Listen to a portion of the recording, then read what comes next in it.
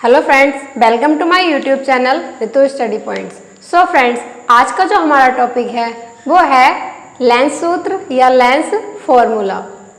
इसे lens maker formula भी बोलते हैं। तो ये क्या होता है, सबसे पहले मैं इसके बारे में बता दूं। जो लेंस फॉर्मूला होता है वो होता है 1/f is equal to 1/b minus के 1/u, जहाँ पर f होती है लेंस की फोकस दूरी, उसके बाद b होती है, जैसे ये ऑब्जेक्ट है और ये इमेज है तो इमेज की लेंस से दूरी, यानी कि प्रतिबिंब की लेंस से दूरी, और u होती है वस्तु की लेंस से दूरी। तो ये होता है लेंस मेकर फॉर्मूला, जो होता है 1/f is equal to 1/b minus 1/u, जहाँ पर f लेंस की फोकस दूरी होती है, b प्रतिबिंब यानी कि इमेज की लेंस से दूरी, ये वाली डिस्टेंस होती है, और जो u होती है वो वस्तु ऑब्जेक्ट यानी कि ये वाली डिस्टेंस ये होती है। तो ये होता है लेंस मेकर फॉर्मूला। अब हम इसको प्रूफ करते हैं कि ये फॉर्मूला आता कैसे है। तो आइए शुरू करते हैं। तो अभी लेंस फॉर्मूले को प्रूफ करने के लिए अभी हम 10th क्लास की एक छोटी सी प्रॉपर्टी देखते हैं। क्या होता है उसमें, ट्राइंगल्स की प्रॉपर्टीज होती है कि यदि दो ट्राइंगल है मेरे पास, इन दोनों ट्राइंगल में ये वाले इन एंगल्स को बोलते हैं शीर्ष और विमुख कोण। अगर ये दोनों बराबर हो जाएं, अगर ये आमने सामने के एंगल बराबर हो जाते हैं और उनमें एक एंगल 90 डिग्री, अभी आप लोग एक चीज़ देखिए कि angle ACB is equal to angle A'CB', ये हुआ। उसके बाद angle A is equal to angle A'। अब जब दो एंगल्स इक्वल हो जाते हैं तो वो ट्राइंगल्स हो जाते हैं सिमिलर। ये हम प्रॉपर्टीज पढ़ चुके हैं 10th क्लास में, जिसमें अगर दो आमने सामने के एंगल्स बराबर होते हैं दो ट्राइंगल्स के तब, और उसमें एक एंगल 90 डिग्री का बन रहा हो तो दो एंगल बराबर हो जाते हैं, और जब ये प्रॉपर्टी फॉलो होती है तो वो ट्राइंगल्स कहलाते हैं सिमिलर या समरूप। अब ये ट्राइंगल्स मैंने बनाए हैं। अब एक चीज़ देखिए, ये ट्राइंगल्स मुझे यहाँ पर मेरे पास एक लेंस है, उत्तल लेंस, इससे कुछ दूरी पर एक ऑब्जेक्ट रखी है AB एक वस्तु है। इसकी लैंग्वेज अगर हम लिखना चाहें तो लिखेंगे कि माना एक उत्तल लेंस है जिसकी मुख्य अक्ष पर एक वस्तु AB रखी है, फिर AB से कुछ प्रकाश किरणें चलेंगी जो मुख्य फोकस से होकर जाएंगी।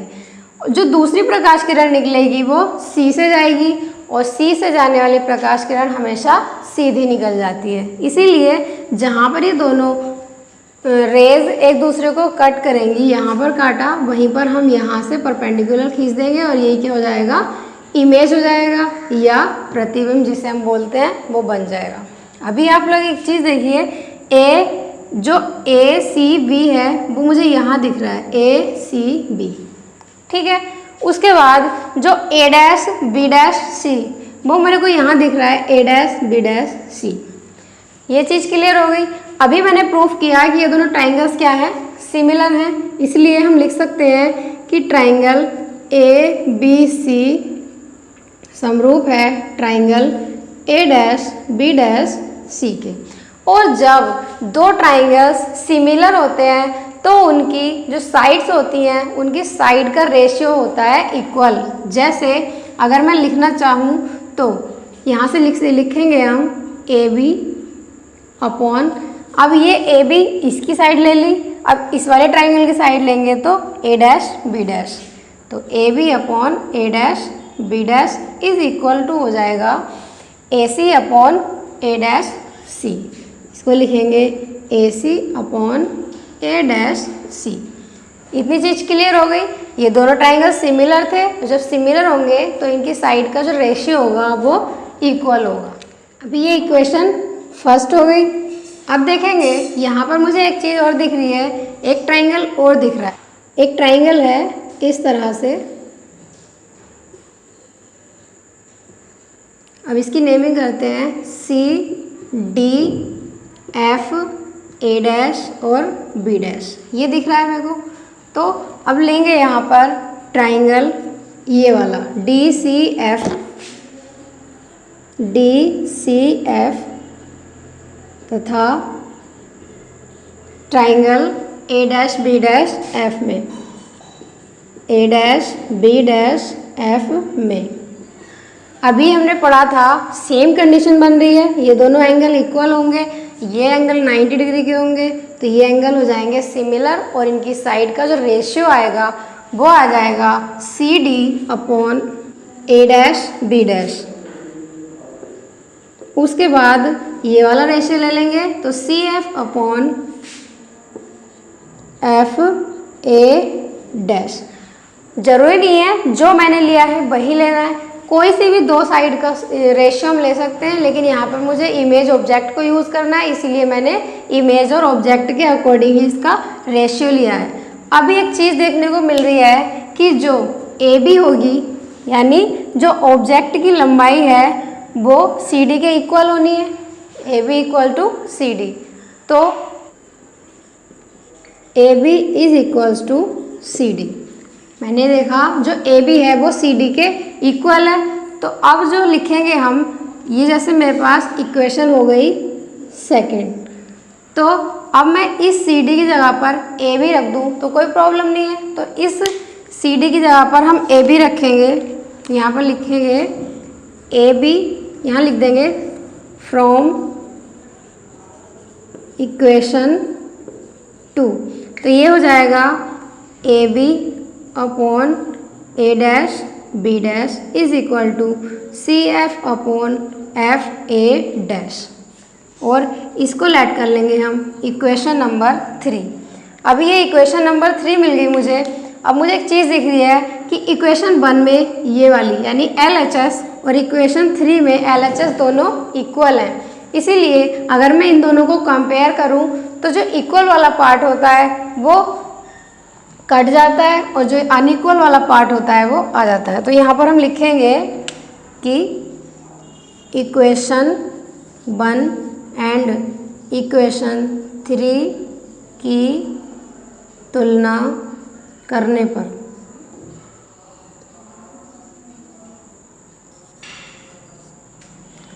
अब हम इनकी तुलना करेंगे तो देखिए ये वाला पार्ट तो खत्म हो गया, तो यहाँ से आ जाएगा AC upon A dash C is equal to CF upon F A dash.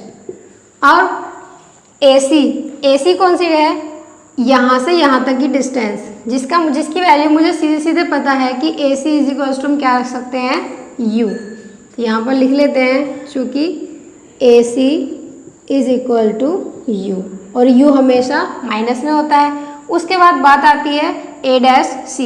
अब A डैश C कौन सी होगी, यहाँ से यहाँ तक की जो प्रतिबिंब की लेंस से लंबाई है, इसीलिए हम लिख सकते हैं A dash C is equal to B, और इधर की साइड है राइट साइड में तो ये आएगी पॉजिटिव। उसके बाद अगली है CF। अब CF कौन सी होगी, C से F के बीच की डिस्टेंस जो है मतलब लेंस से मुख्य फोकस के बीच की डिस्टेंस कहलाती है फोकस दूरी, और ये हो जाएगी F। चूँकि ये भी राइट साइड में है इसलिए ये भी कैसी होगी प्लस। उसके बाद आता है F A डैश।